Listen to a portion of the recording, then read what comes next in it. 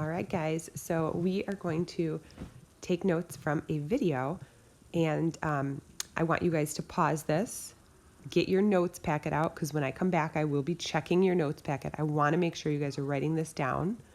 You need to write this down, and you can pause this as many times as you want. Before we start, on your cheat sheet, I want to make sure that you have these 4 shapes.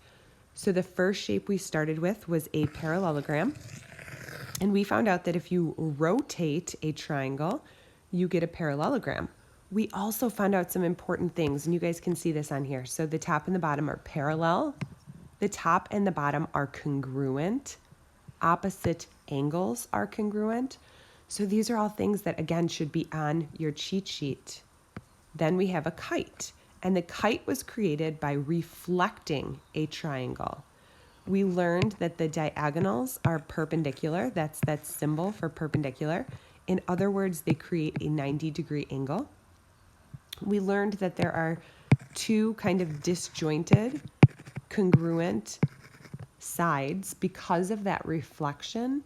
And we also learned that 2 opposite angles are congruent. So we learned 2 pairs of opposite angles are congruent, and the other 2 opposite pairs of angles were bisected.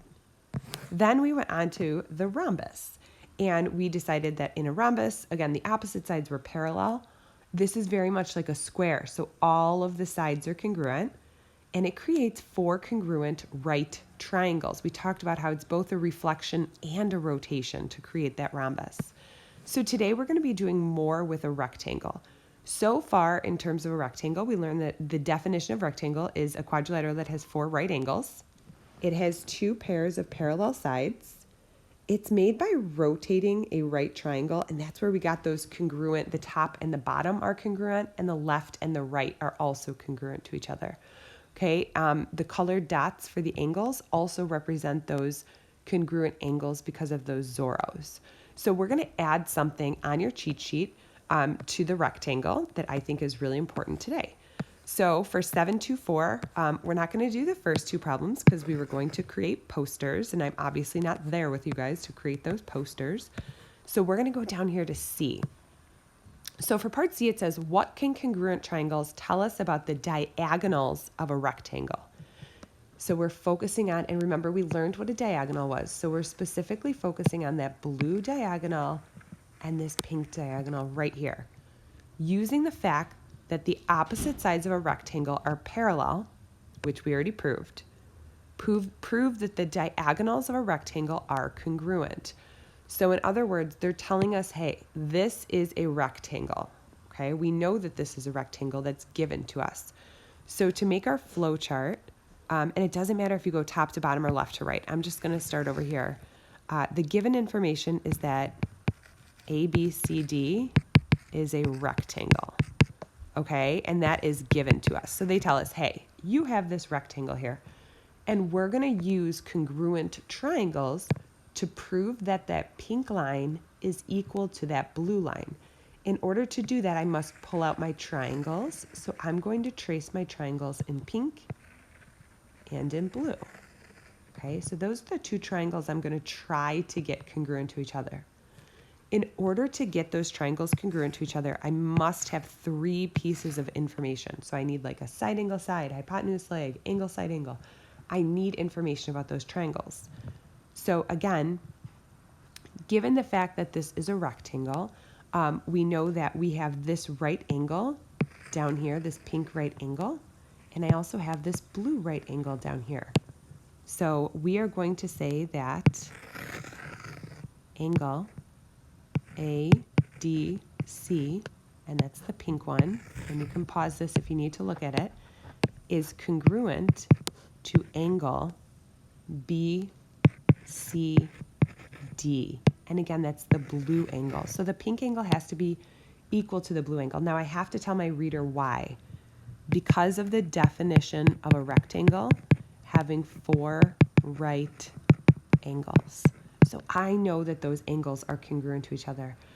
If you need to, if you'd like to redraw those triangles, so that's another strategy. So sometimes when you have triangles that are overlapping like that, it can be kind of confusing to see what angles and sides you guys are pulling out. So another strategy would be to actually, so there's the pink triangle, ADC, and here's the blue one, BCD. And so far we have this angle. You know what, I'm going to do it in red. We have this angle congruent to this angle. We also have this reflexive side on the bottom. So DC on the bottom, on the pink triangle, has to be equal or congruent to DC in the blue triangle. So again, DC in the pink has to be equal to DC in the blue. So that gives me a side for each of those. Again, and the reason that those are congruent to each other is something called the reflexive property. You can also say any segment has to be congruent to itself. And then my last piece of information I'm going to use is the fact that we took that triangle and rotated it. So I know that AD has to be congruent to BC. And again, I know that because we talked about how in a rectangle, opposite sides have to be congruent or equal to each other. Because of those three pieces of information, I can now say that triangle, and again, if you want to go back and look at your actual picture up here, triangle ADC is congruent to triangle, now I call it ADC, so I'm going to call it BCD. And the reason is going to be side, angle, side. Okay, the whole purpose of us proving that those rectangles are those triangles are congruent is because once those triangles are congruent, all of their parts have to be congruent.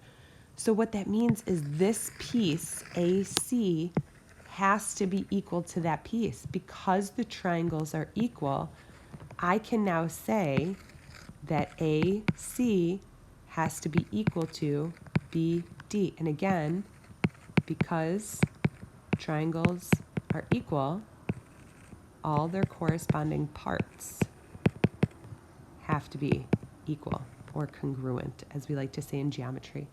So what we did is we proved that the diagonals in a rectangle are equal to each other. So now what I want you guys to do, because that's the last bit of our notes, they go into more about a rhombus here. Okay, so they talk about how a rhombus is four congruent right triangles, which we have. What I'd like you guys to do is go back to your cheat sheet and add to the rectangles. The diagonals are congruent. So this is what we just proved in 724, is that in a rectangle, the diagonals have to be equal to each other. Once again, in a rectangle, diagonals have to be equal. Okay? No other quadrilaterals have we proved that for. So just in my rectangle, the diagonals have to be congruent to each other. Okay? Once you guys are finished taking these notes and filling out your cheat sheet, it's important that you move on to the homework. I left the homework video up there for you guys, and I am going to stay on Zoom the entire time. So if you guys have questions, you pop in, ask me any questions that you possibly have. The homework video is up there also, and I'm going to miss you guys this week.